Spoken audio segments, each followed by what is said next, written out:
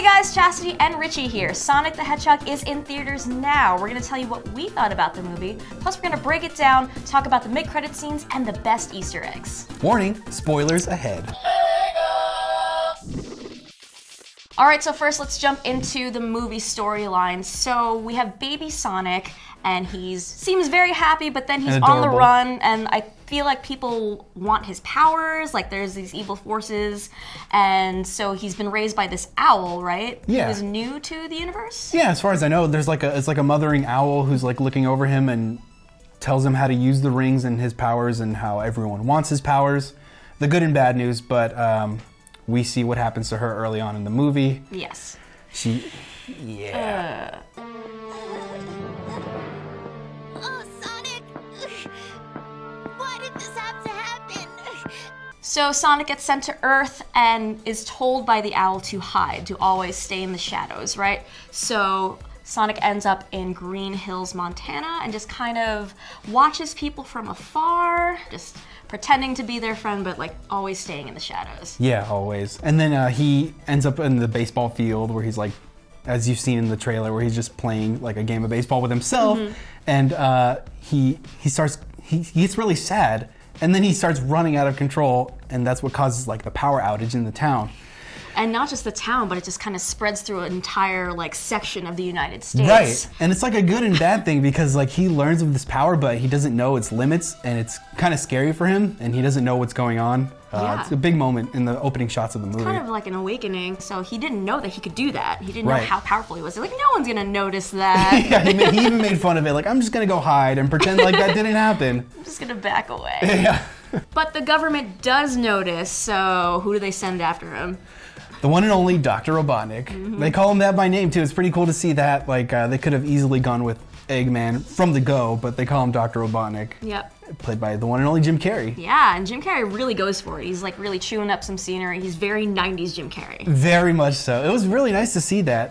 It was very zany, very wacky. Like, other people might have been able to play this role, but not as well as Jim Carrey. I thought it was a great casting choice. Then Sonic befriends Tom, who is the sheriff, played by James Marsden. And I feel like anyone could have played this role, but I really like what James Marsden did with it. Me too. As weird as it sounds, they have like good chemistry, even though they're not, you know. There's nobody there. There's nobody there, right? But he did a great job as Donut Lord. He's given the Donut gift. Lord. Yeah, because he's a cop, and he gives him the nickname Donut Lord. Yeah. So Tom accidentally shoots Sonic in the leg with a tranquilizer, so then he feels obligated to help him. Right. And then just like very quickly becomes friends with him and takes him to San Francisco voluntarily. Yeah, he's like his little buddy, like right away. They instantly bond. It's pretty cute, and it works out really pretty seamlessly. Yeah, and then there's a big chase around San Francisco, and then, of course, a showdown with Robotnik, and that was very Sonic-esque. He was, like, bouncing off the top. Yep, Yeah. It was great. The showdown at the end, I like that fight especially because he's jumping on, like, the egg robo machine just like he would in a classic Sonic game. So I think it played out really well, right down to the end. All right, so then he sends Robotnik to the Mushroom World that he just was not into. He didn't want to go to this Mushroom World, which kind of seemed like a jab towards Mario. A little bit, yeah. I think they purposely made it a little bleak on purpose because Mushroom Hill Zone in Sonic 3 and Sonic 3 Knuckles is very lush and it's a great opening level. Very green, but they sort of made it bleak on purpose, maybe at a jab. Just him saying, "Oh, I hate mushrooms." Yeah, nobody in the movie likes mushrooms or the idea of Mushroom Hill Zone or that whole world. It's like, ugh, it looked really gross. It didn't look at all like the games. That's no good.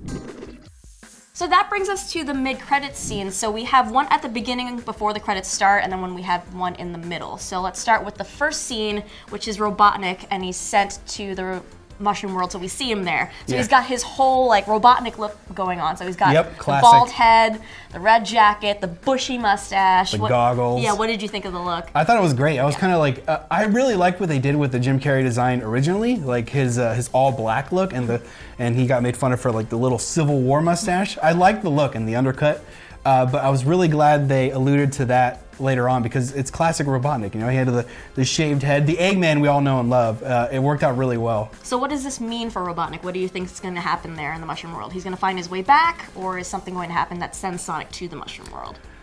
It could go either way, although, like, because he seemed adamant about getting out of there and being smart enough to be able to do so using only the Sonic Quill, that power, that energy. But just as easily Sonic can end up there for any other reason. I wouldn't, count that out because, it's the mushroom. It's like Mushroom Hills, just like in the game. So it'd be cool to see him there, but it doesn't necessarily have to happen. Yeah. The way that they hopped around different cities with the rings during this movie, like they went to San Francisco, then I think they went to Egypt, right? Yeah, they went around. Yeah, they went all around the world. So I think I'd love to see more use of that. And he goes sent to familiar zones that we've seen in the games, or planets that resemble those zones. It can be an easy way to do that because I think even in Sonic Generations, they use the same ring, teleporting powers to go from here to there and anywhere. And it can be a great excuse just to go anywhere. Chemical Plant Zone, any memorable stage from all of, 20 years of Sonic. I want to hear that Chemical Plant Zone music. Me too. It's a jam. Me too, that's why I said it. I thought of the music right away. That would be so cool. It's so good. So I don't know how many rings Sonic has, but maybe he's got a friend who's got more so that they can travel around. So that brings us to our mid-credit scene with Tails. So Tails shows up. We're very excited. I think everyone in our theaters started cheering. We're like, it did. Yeah. They went up in an uproar. And he looked good. He was animated really well. Yeah. I wonder if he had any major redesign changes like Sonic did. Right. But he looked good for the 30 seconds we saw him. And he sounded good too. The voice actor sounded like a regular kid. It just sounded like good. Yeah. And so he shows up and it looks like he's looking for Sonic, right? Yeah. And he says, I hope I find him before it's too late or something along those lines. Yeah. So what do you think's gonna happen? I'm not sure. I mean, they're definitely gonna reconnect and whatever happens next, I'm thinking a sequel. Because that's when Tails was obviously introduced with Sonic 2. So it makes sense for that to happen. I don't know, they can buddy up and I wonder if they'll bring in his airplane or his knowledge, or I just hope to see him a lot in the next movie because he's a great character and what's Sonic without Tails, Exactly. All right, now let's jump into some Easter eggs. There were a few, not as many as I would have liked, I think. Same. I feel like they could have really inserted more. I really think so too. There were some to keep hardcore fans at least for them to notice, but maybe not so much. Maybe they could add more. Yeah. So we had two versions of the Green Hill Zone theme. So we had the first one over the Paramount logo, and then you could see the rings coming out. Yeah. That's when you first hear it. That's so cool. Instead of the stars, also they use just Sonic rings instead of the Paramount stars going over the mountain there. I thought that was cool. And yeah, that iteration of the Green Hill Zone was good too. Yeah. So they did have another version at the end also, which sounded good right before the end credits rolled in. I like both. I love just Sonic music. Just get more in there. So I wanted more. I wanted more too. It's like they only had Green Hill Zone. Yeah. So they just put two versions of it. Yeah. But it was really good. Same with sound effects. I felt like they could have, there's only maybe a dozen memorable Sonic sound effects. I felt like it could have added those in there, poof of the boxes, or I think they added the rings collecting sound. There was a ring collection sound. Yeah, it was kind of subtle though, if I remember correctly, but they could always add more. I'd love to see that. Then the song Friends by Hyper Potions, which is the song from Sonic Mania, which is from the opening cinematic, shows up at the beginning. You can hear that over when Baby Sonic is on his planet. Yeah, and it's probably the best time to add that because that's one of his earliest friends is that mother figure right there in the beginning. And his home planet kind of looked like Green Hill Zone, right? It did. They show flashback. They open with it and then they show flashbacks later, and it's perfect. There's loopy-loops and ramps that go to nowhere. A lot of places to run around. It looked really good and green, of course. So it happened pretty fast, but the creatures that were chasing Baby Sonic kind of looked like echidnas. I think I need another look, though. I think I do, too. I might have missed that, but I wouldn't doubt it. Why wouldn't they, echidnas are kind of, easy to spot since they're such a unique animal. It sounds like something they do.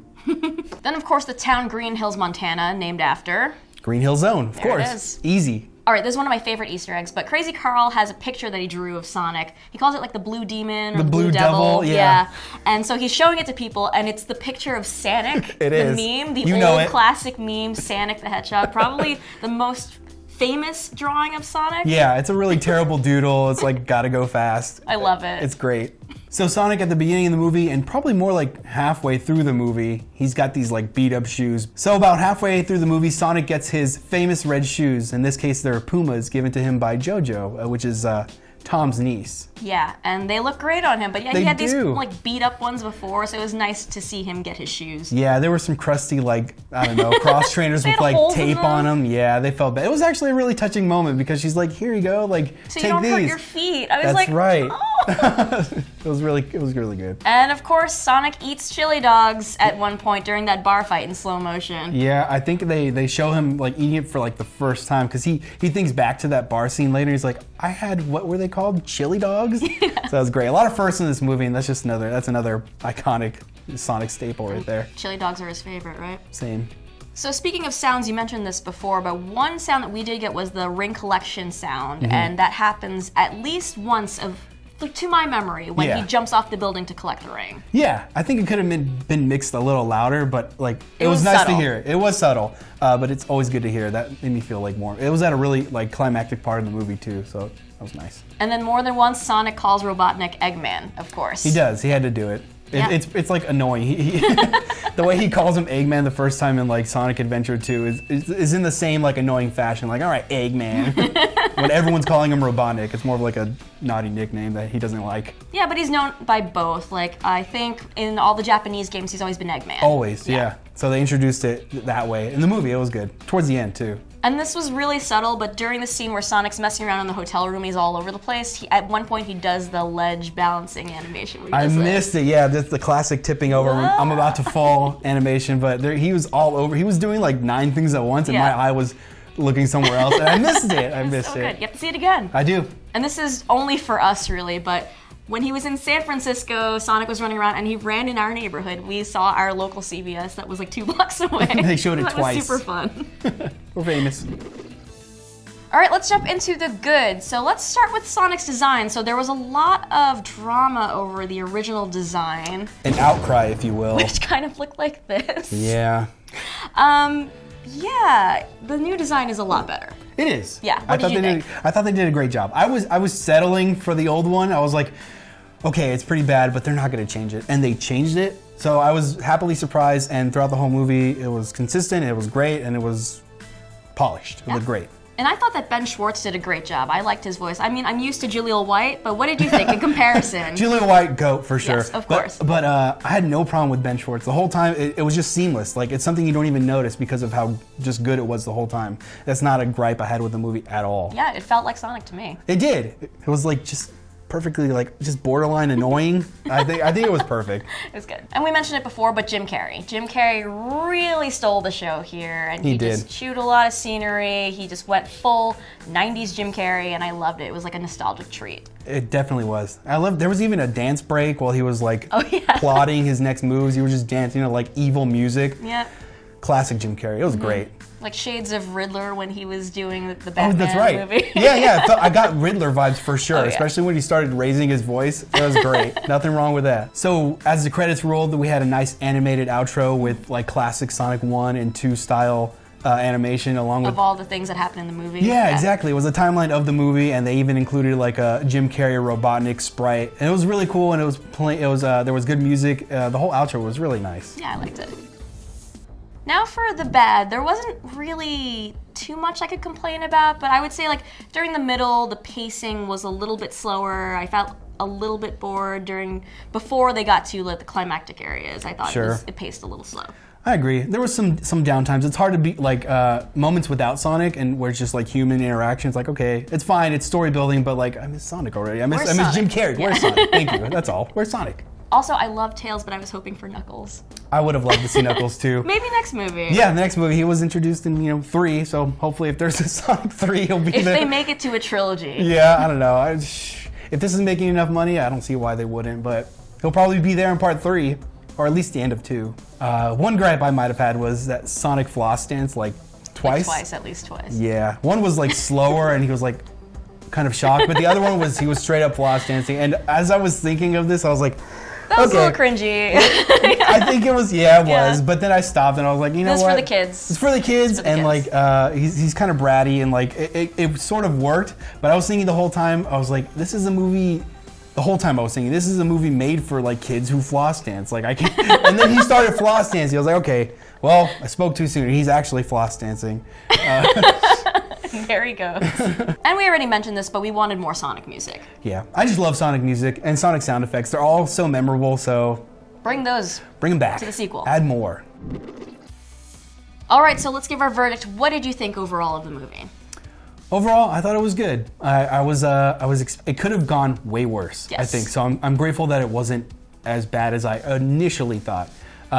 It's good for like parents and kids. I think it pleased everyone just enough. As a true Sonic fan, I'm like right there in the middle. Like, it's fine, it's good. Yeah. You should watch it. Yeah, I think Sonic fans will like this, and I think this is probably as good as a live-action Sonic movie as we're gonna get, right? That's a good point. Yeah, that's. Originally I was in the camp like, okay, well maybe this movie shouldn't have been like made to begin with, but if you're gonna do it, Paramount, I think they did a decent job. If you're gonna do a live-action, this is as good as it gets. I agree. All right, well that's it for us. Let us know what you thought about Sonic the Hedgehog in the comments below. Thanks for watching. See you next time.